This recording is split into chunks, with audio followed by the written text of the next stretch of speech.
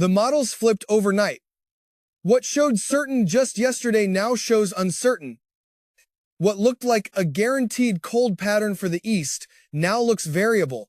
And I know that creates a problem for you because you're trying to plan your week, trying to decide if you need to change travel arrangements, trying to figure out if this is finally the winter that brings snow to your area.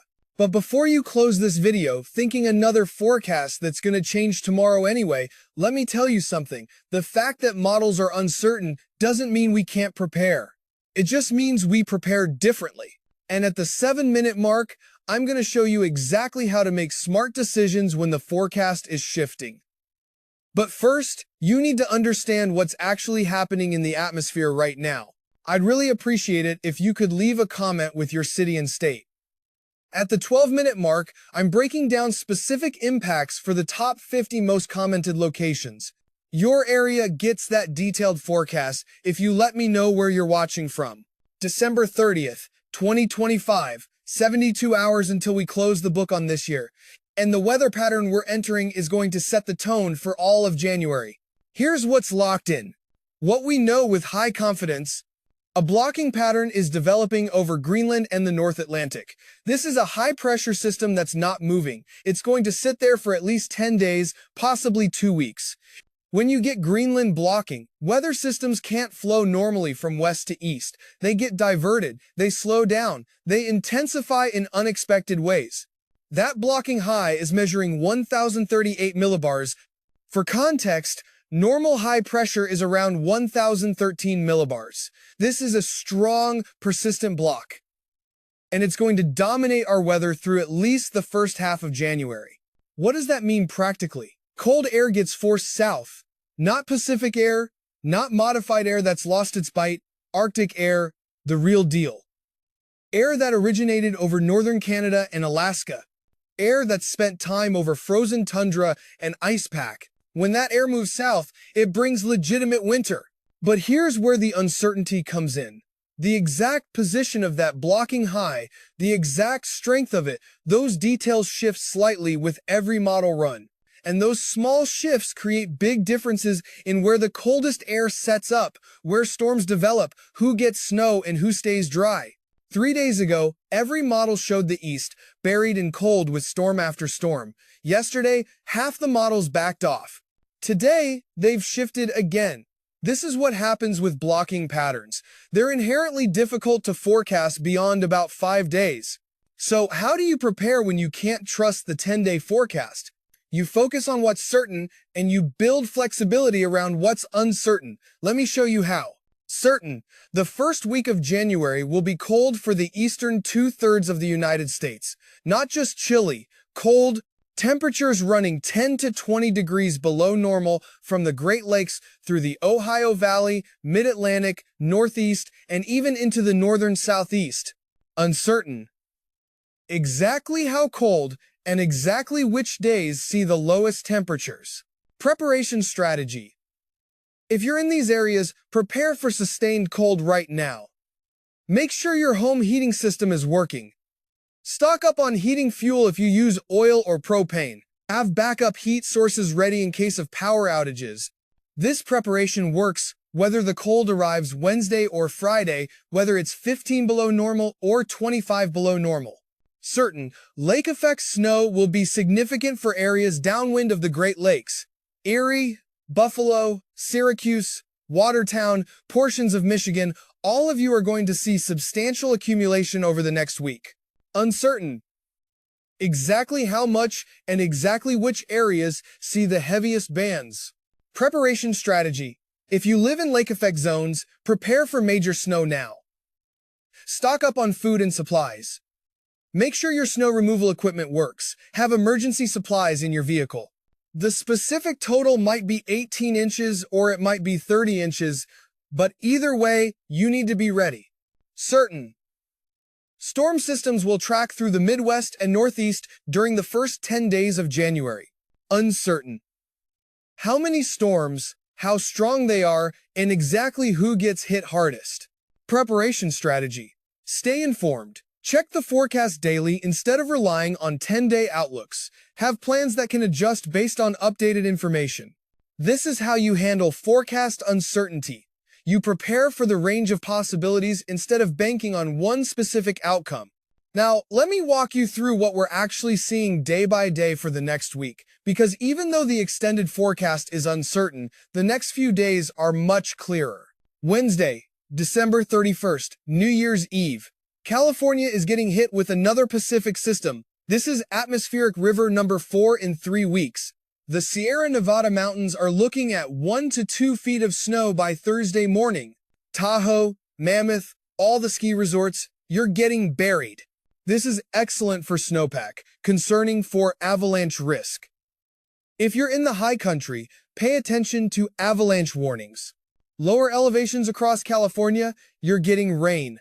Los Angeles, San Diego, the Central Coast, rainfall amounts of 1/2 inch to 1.5 inches. The ground is already saturated from previous systems. Mudslides are possible in burn scar areas and steep terrain. If you're in areas that have seen slides before, be alert Wednesday night into Thursday. That moisture pushes into the Rockies Thursday. Utah, western Colorado, northern Nevada, you're getting snow.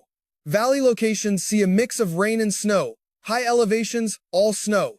6 to 12 inches in the mountains, less in the valleys. Meanwhile, across the Midwest, a clipper system is moving through. This is light snow, not a major storm. Chicago, you're seeing this Wednesday afternoon into evening, 2 to 4 inches possible.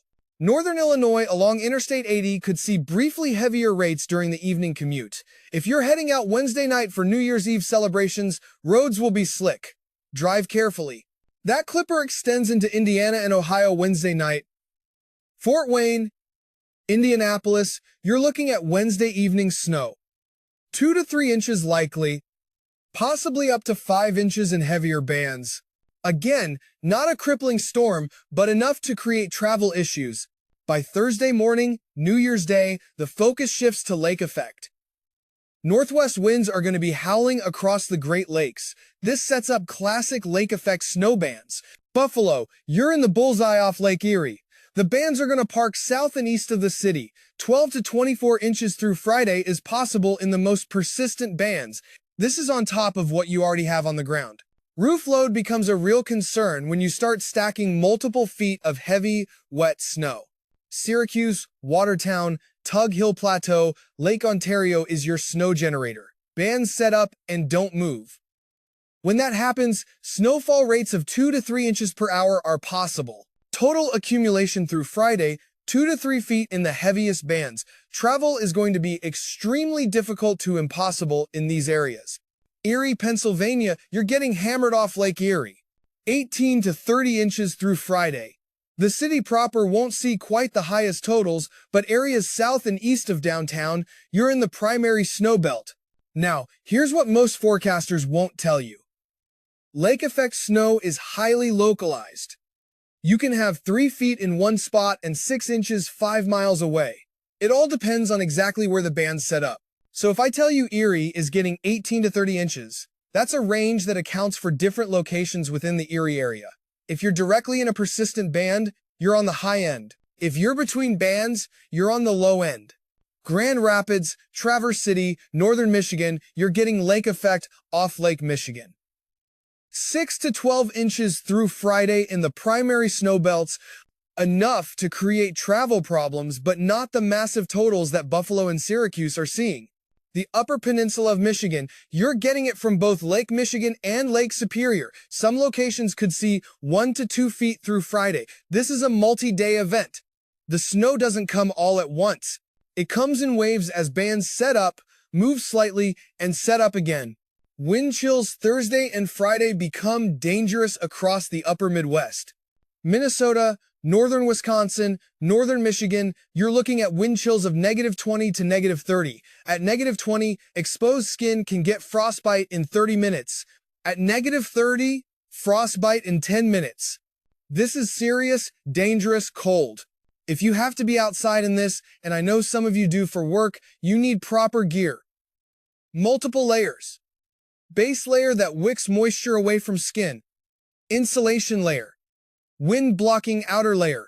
Face covered, hands covered, no exposed skin. Ecclesiastes 3:1 tells us, "There is a time for everything and a season for every activity under the heavens." This is the season for cold. This is the season for snow. Fighting against it creates frustration. Accepting it and preparing for it creates peace. Now, I promised you at the 7-minute mark I'd show you how to make smart decisions when forecasts are uncertain. We're past that now, so let me deliver on that promise. First principle: operate on the worst reasonable scenario, not the best case scenario. If the models show a range of outcomes from minor snow to major snow, prepare for major snow. If you prepare for major and get minor, you're over-prepared. That's fine. If you prepare for minor and get major, you're in trouble. Second principle: build flexibility into your plans. If you have travel scheduled for next week, have backup dates. Have refundable tickets if possible. Know what your options are if weather disrupts your plans. The people who handle winter weather best are the people who don't lock themselves into rigid plans. Third principle: check forecasts daily, not weekly. In stable weather patterns, you can look at a 10-day forecast on Monday and trust it through the week. In unstable patterns like we have now, yesterday's 10-day forecast is already outdated. Check every day. Adjust your plans based on updated information. Fourth principle: trust short-range forecasts. Be skeptical of long-range forecasts. The 3-day forecast is reliable right now. The 7-day forecast is decent. The 10-day forecast is questionable. Anything beyond 10 days is pattern ideas, not specific forecasts. Plan your week based on 3 to 7-day forecasts, not 10 to 14-day outlooks. Fifth principle: prepare for the pattern, not just the event. If we're entering a cold pattern that's going to last 2 weeks, prepare for 2 weeks of cold, not just the first cold day. Stock up once, instead of making multiple trips to the store. Get everything ready up front. Now, at the 12-minute mark, I promise specific impacts for your locations. If you haven't commented with your city and state yet, go ahead and do that now so I can include your area in future forecasts. Let me start with the locations I'm seeing most in the comments. North Carolina, Piedmont, Raleigh, Charlotte, Greensboro. You're asking when you're going to see snow. The honest answer is not in the next 7 days. The Clipper systems that hit the Midwest and Northeast track too far north to affect you. You stay cold and dry through at least January 7th. But here's what you need to watch. The models are showing a potential pattern shift around January 15th through 25th. If that verifies, and it's still uncertain, but if it verifies, you'd see Gulf moisture tracking north while cold air is in place. That's the classic Carolina snow setup. I'm not promising you anything. The models have been flip-flopping too much. But the potential is there for the 3rd week of January. Check back as we get closer. Western North Carolina mountains, you're in better shape than the Piedmont. Elevation is your friend. Any system that brings moisture with temperatures near freezing, you can get accumulating snow where the Piedmont gets rain or nothing. You'll likely see opportunities in the next 10 to 14 days. Richmond, Virginia Beach, Norfolk, same story as the Carolinas. Next week doesn't favor you. Late January shows potential. Central Pennsylvania, you're positioned well. You're close enough to the Clipper tracks that you can pick up accumulation regularly. Next week shows multiple light events. Nothing major, but 2 to 4 inches here, 3 to 6 inches there. It adds up.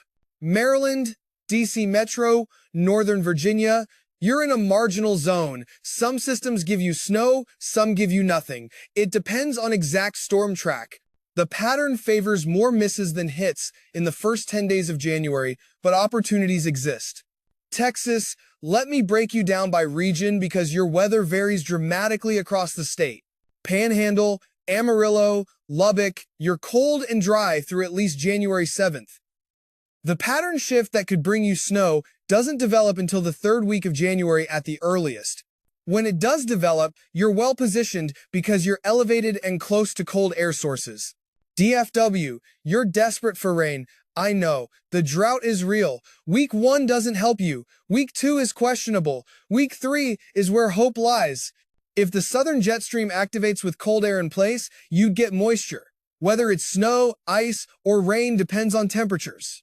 Houston, Austin, San Antonio, you're even more marginal than DFW. You need the pattern to shift significantly to get winter weather. It's possible in late January, but far from certain. West Texas, you mentioned no rain and desperate for moisture. The land is dry, ponds are low. I understand the concern. But Romans 8:25 tells us, if we hope for what we do not yet have, we wait for it patiently. The pattern will shift, moisture will come. It's a matter of when, not if. Late January is your window. Oklahoma, Arkansas, northern Louisiana, you're in similar situations to Texas. Dry now. Hope for moisture in late January when the pattern shifts. Denver and Colorado Front Range, I know you're frustrated. Mountains are getting destroyed with snow while you stay warm and dry. The jet stream is positioned north of you. That doesn't change in the next 10 days.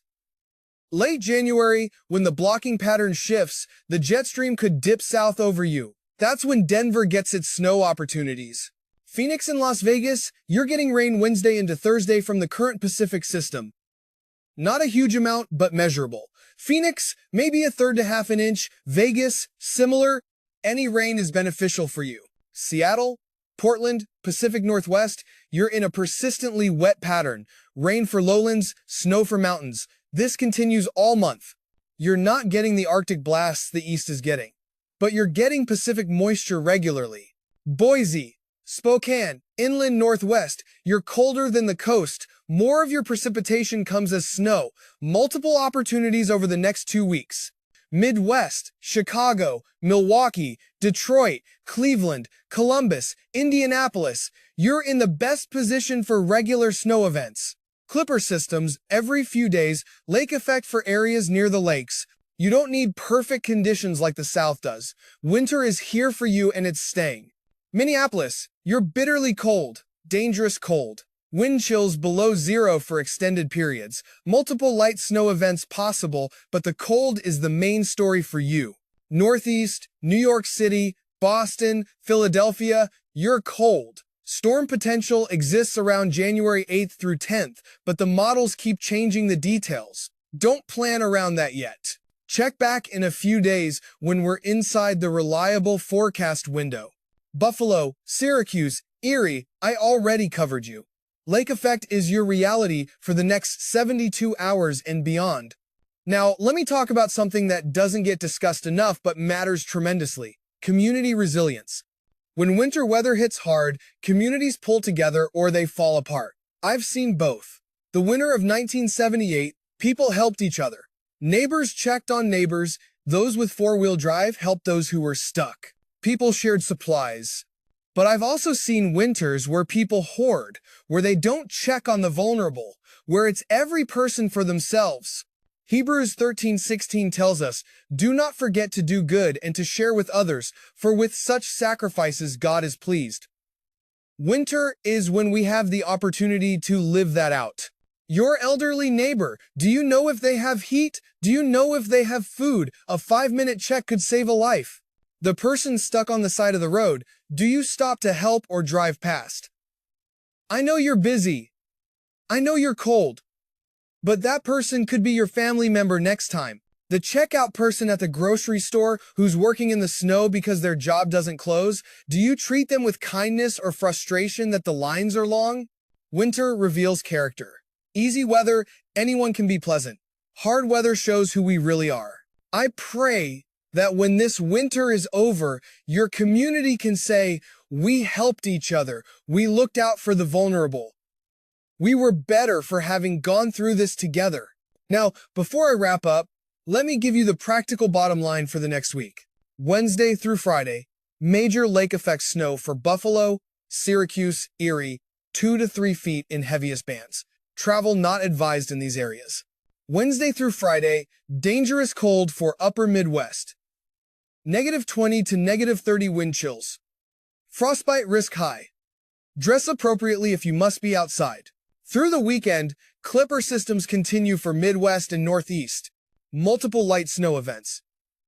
Nothing individually major, but cumulative effects add up. Early next week, possible storm system for Ohio Valley and Northeast.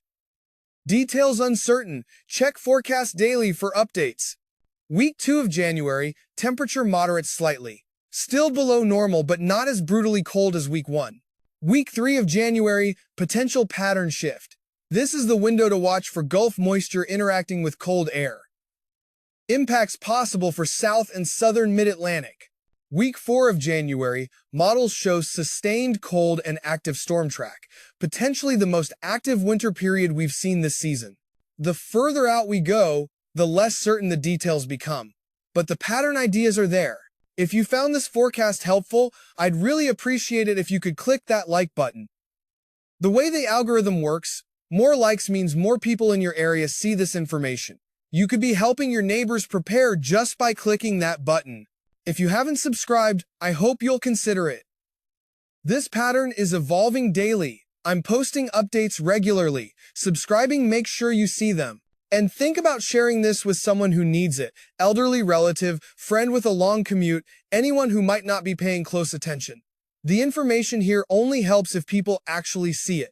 One more thing, if you haven't commented with your city and state, I'd love to hear from you. It helps me understand who's watching and what areas need detailed coverage. Here's your teaser for tomorrow's video. Wednesday evening, I'm posting a detailed update on how the lake effect bands are setting up overnight Wednesday into Thursday. If you're in Buffalo, Syracuse, or Erie, you need that information. It could change your Thursday plans significantly. The key numbers to remember from this forecast: 2 to 3 feet, Buffalo and Syracuse lake effect through Friday, -20 to -30 wind chills, upper Midwest, Thursday and Friday. Week 3, January 15th through 25th, potential pattern shift for southern snow. Week 4, January 23rd through 31st, potentially most active winter period of the season. Psalm 121 verses 7 and 8. The Lord will keep you from all harm. He will watch over your life. The Lord will watch over your coming and going, both now and forevermore. Winter comes, winter tests us, but we're not alone in it. Prepare well, help your neighbors, trust in God's provision. I really appreciate you taking the time to watch this. Please stay safe, stay warm, and may God bless you and keep you through this winter season. I'll see you in tomorrow's update.